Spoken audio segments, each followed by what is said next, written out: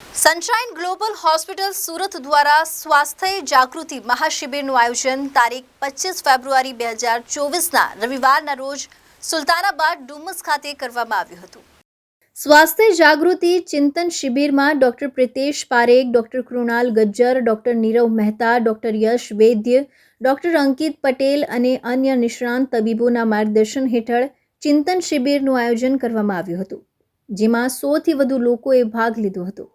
તદુપરાંત સર્વરોગ નિદાન mega camp, જેમાં સનશાઇન ગ્લોબલ હોસ્પિટલમાં 10થી વધુ ડોક્ટરો, 100થી વધુ કર્મચારીઓ તેમજ ડુમ્મસ, ભીમપોર, સુલતાનાબાદ, કાળીફળિયું અને અન્ય ગામોના 250થી વધુ લાભાર્થીઓએ ભાગ લીધો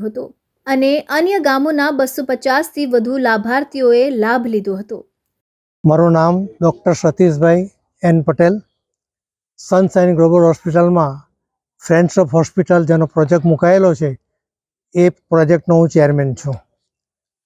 આજરોજ સનશાઇન ગ્લોબલ હોસ્પિટલ દ્વારા ડુમસ ગામે આવરી લેતા ભીમપોર અને સુલતાનાબાદ ગામની અંદર એક સુંદર મજાનો અજોડ કાર્યક્રમ આરોગ્યલક્ષી રાખવામાં આવેલો છે।